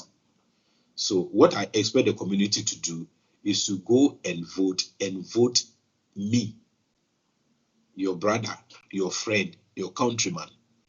Vote and let your voice be heard in Comune Verona. In Verona, I don't know if you have maybe the figure or the number, the statistics of Africans that can actually vote, because of course not every African can vote here, no? Yes, For you to vote, you must have a citizenship. So can you share anything to us with that? Because we're trying to look at the number now. How many people can actually vote to see how much weight we can have in the city? Honestly, I tried to research that thing. I went to Google, and I couldn't get exact figure. And the reason I think I can get is that with the arrival of Brexit, that almost, I can say 40% of sorry, about 40% of the people drifted to the UK. Okay, some left their residence here.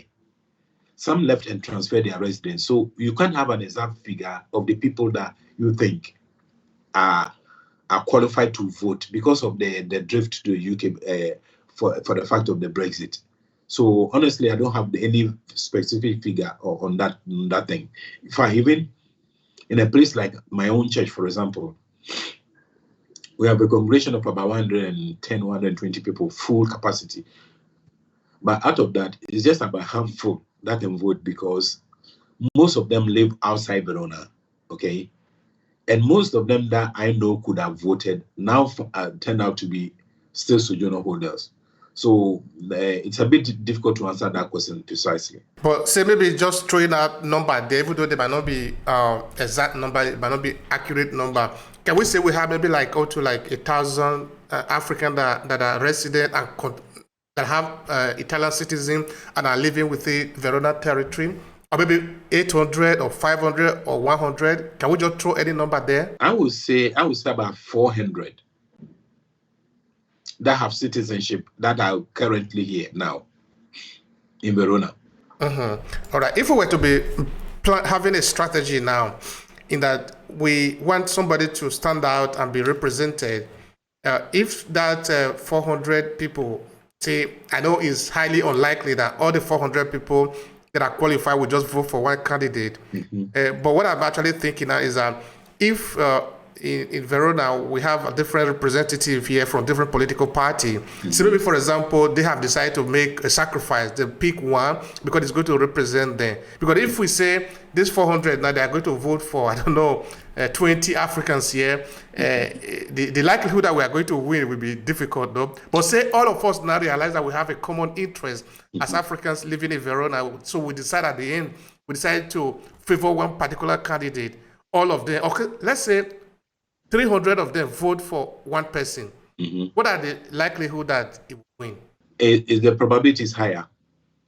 It's higher in the sense that in the system, the consigliere comunale system, okay, if, for example, your Sindaco candidate for Sindaco wins, okay, now to choose the consigliere to be based on who got higher votes, okay, so the highest vote could be, let's say, about 400 for one candidate, but other ones, even up to 110, 115, even 50, could still be represented.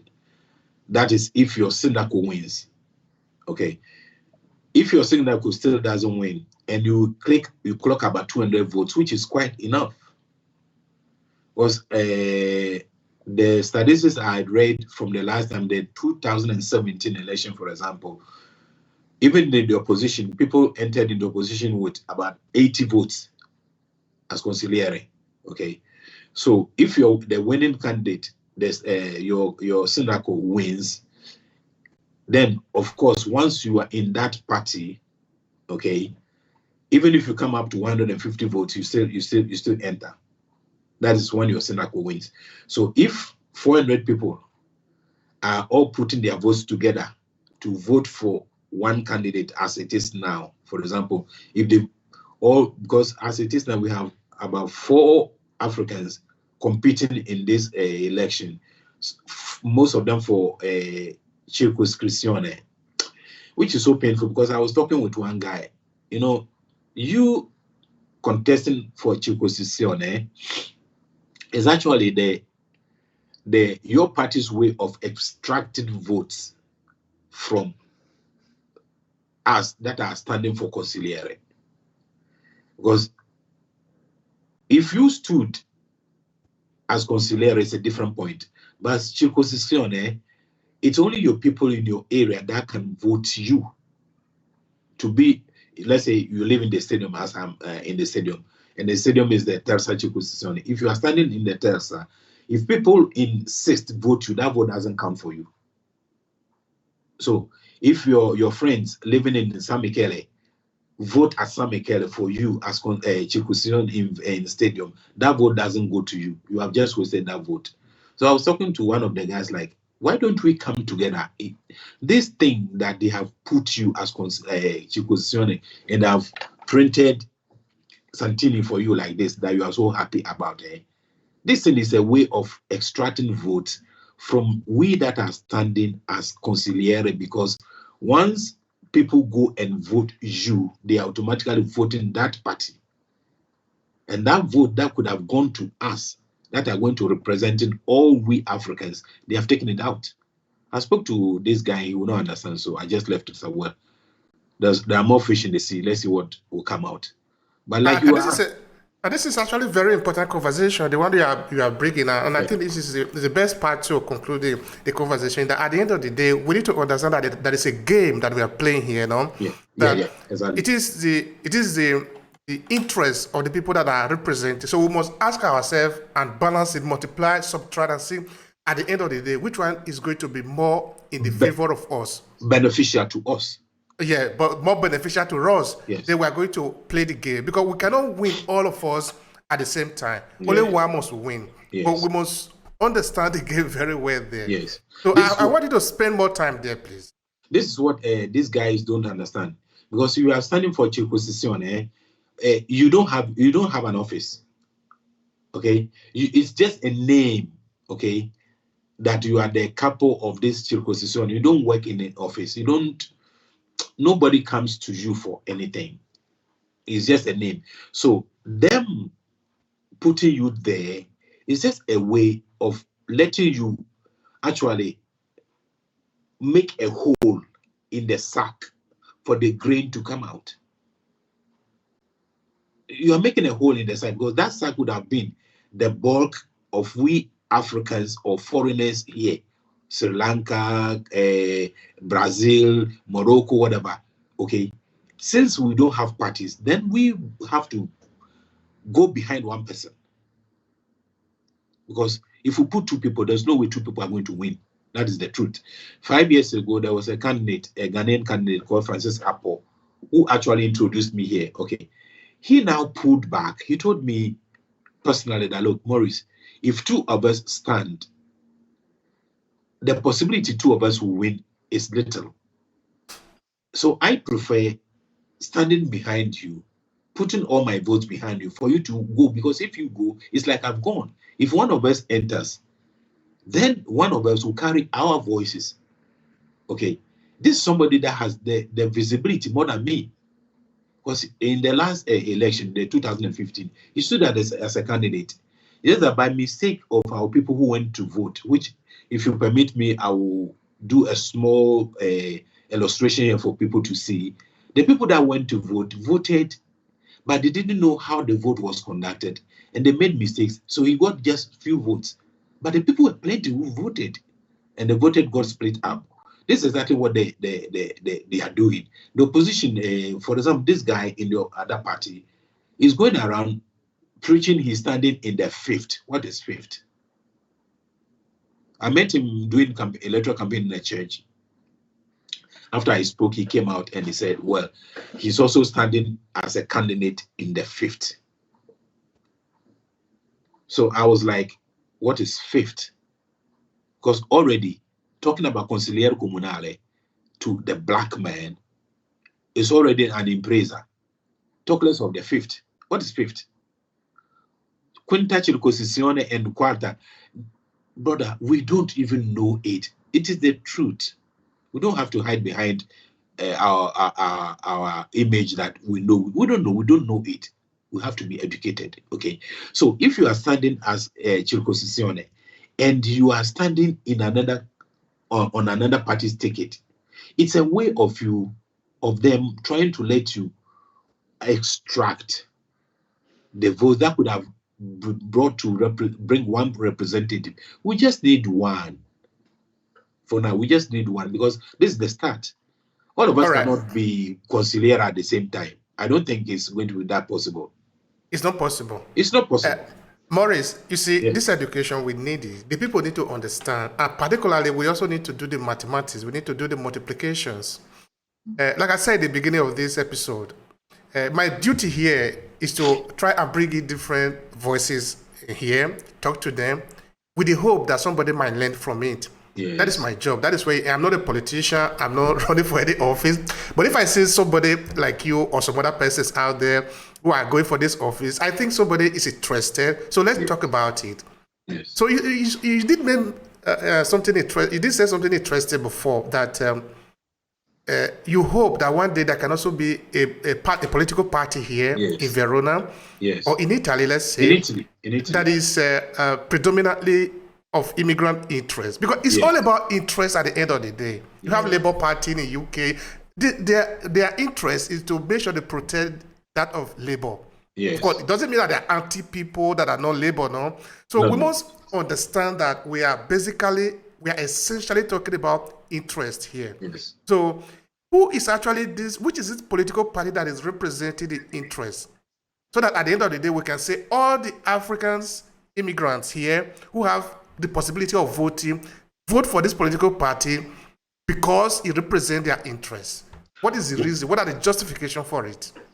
Well, I would say that personally, I was actually inclined to the left, that is Partito Democratico. I was all this while I've been, foreigners, consciously or unconsciously, because it's the left that normally talks about foreigners and stuff, I've been all this while. But then I made this switch because in this current administration, there has never been any mention about anything about, I've read articles and stuff, there has never been anything mentioned about foreigners or a migrati that is even geared towards resolving their problem. I give a very practical example. Look at the queue at the Questura, for example. Do you think if it was a queue for Italians, that queue would be there? No. It wouldn't be there, simply because this queue is there simply because there's no one that carries the complaint of the people anyway. It finishes there. It's not a question of racism, but it's a question of the lack of representative. Okay, why is that queue a problem? As a truck driver, sometimes I happen to pass there at dawn, and imagine it's raining, and you are passing there at 4 a.m. Women and children are queuing there to wait till 8 a.m. to enter in an office. Tell me just one office in Italy that thing happens. It doesn't happen anyway. So why does that one happen? It happens because the people complain, but the complaint remains at the gate. It doesn't enter the building. Okay? So if there is a government, there's an administration, which has never bothered for just a simple thing. This is not even in an office that we say it is hidden. This is on the street. For God's sake. Women and children, pregnant women standing in they made this fence wall to protect it. But still, it's inhuman.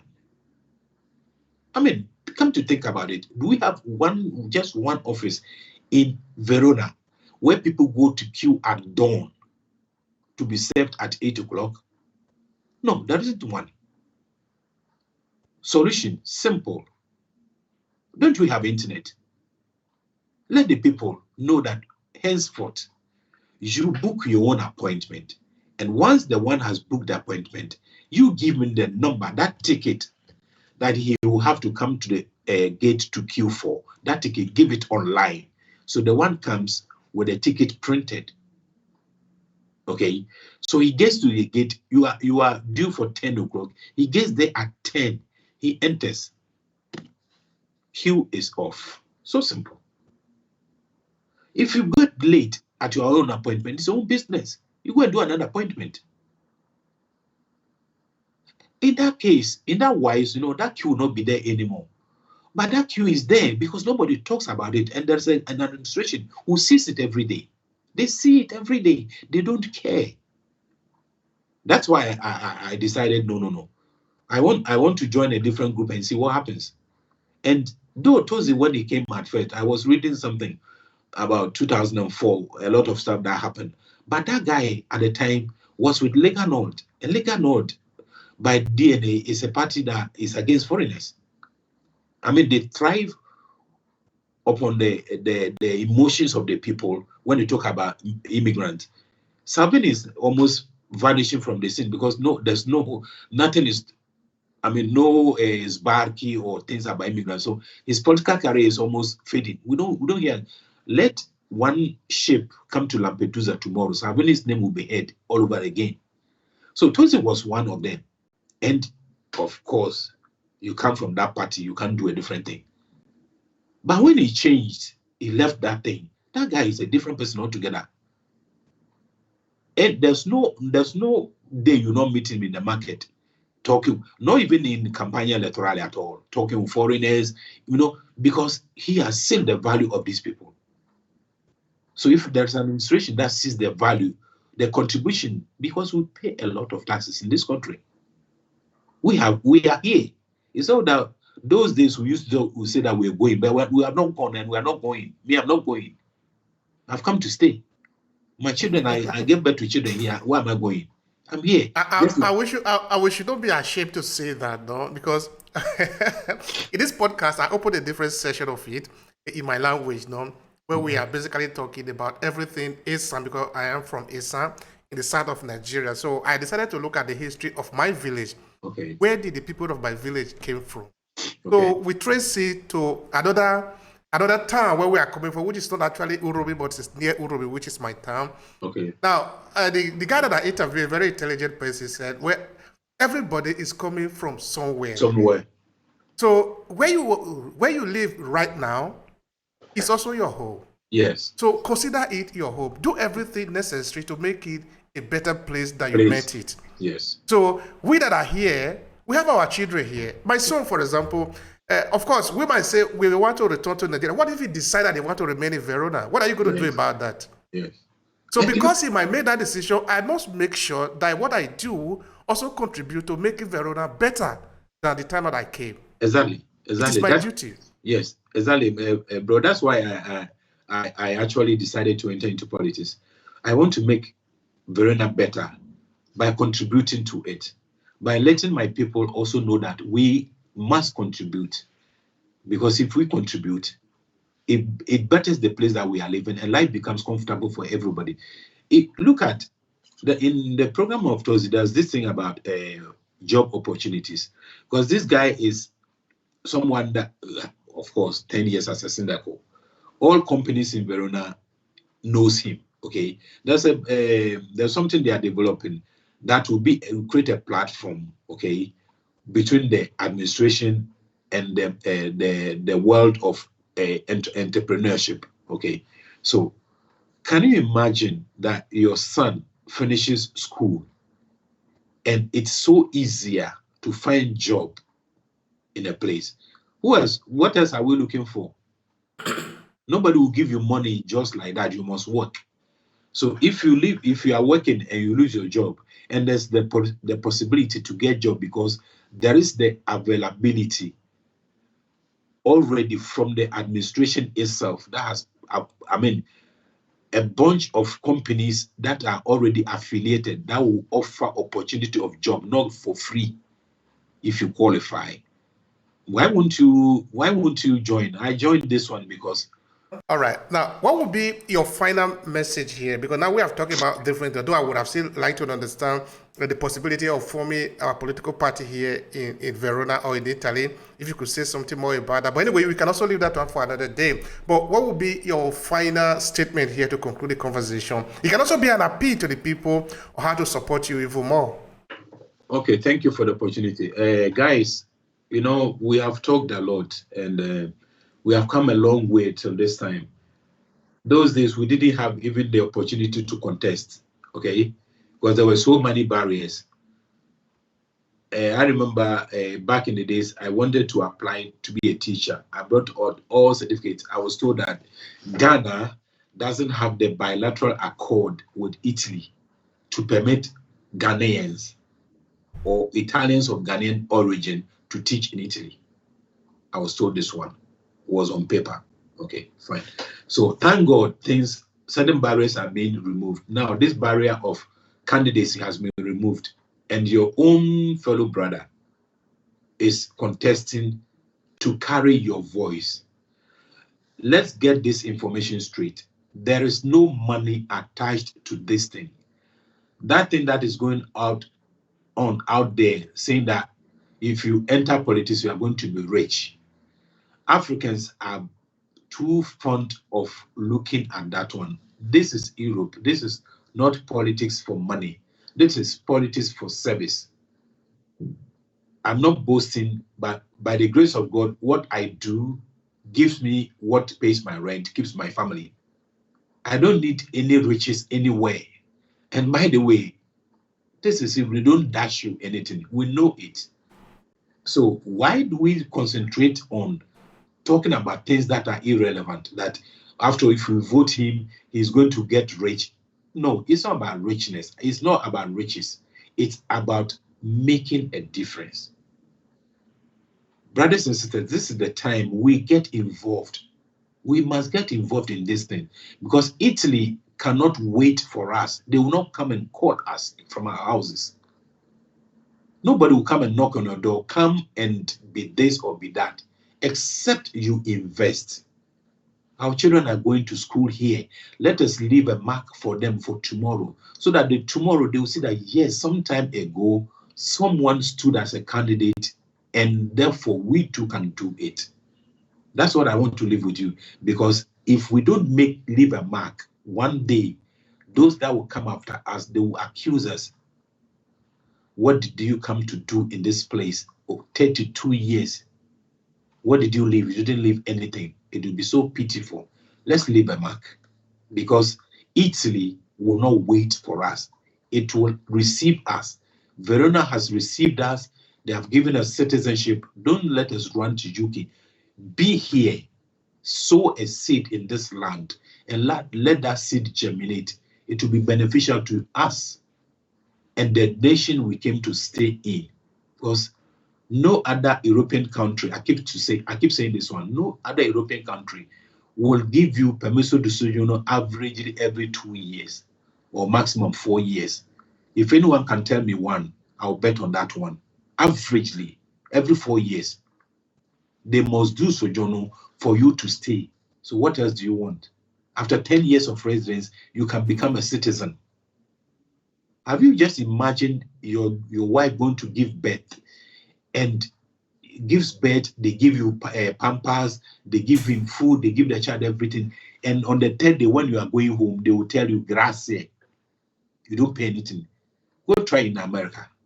Just go try in America. 15,000 to give birth in hospital. $15,000. What else do we want? We have to sow in this place. It is time we participate. Let us do this. Put our heads together. On the 12th, go and vote Maurice on Ama Verona. If Tozim wins, this city is going to come back as it was before. Job is going to be available. The house that you want, we are going to create mediatore culturale, a person that will be there to read the forms that you present, so that nobody will throw your form away out of anger because he or she saw 3 mistakes. No, there's going to be a figure that will handle that one. And who doesn't want to live in a house that will pay less rent? it is possible. If you vote and let Senator Kotozi win and bring Maurice as your consigliere comunale, I will carry your voice up there. And I know, Verona will hear from us. Thank you for listening to me. Thank you so much, dear Maurice. It has been a pleasure listening to you. Thank you so much. I appreciate it. My pleasure. Thank you very much. If you enjoyed this podcast, make sure you subscribe so you never miss any of our future episodes. Rate and review Obehi Podcast and share with your friends who might need it. I remain Obehi Ewafo. Thank you so much for listening and talk to you in the next episode.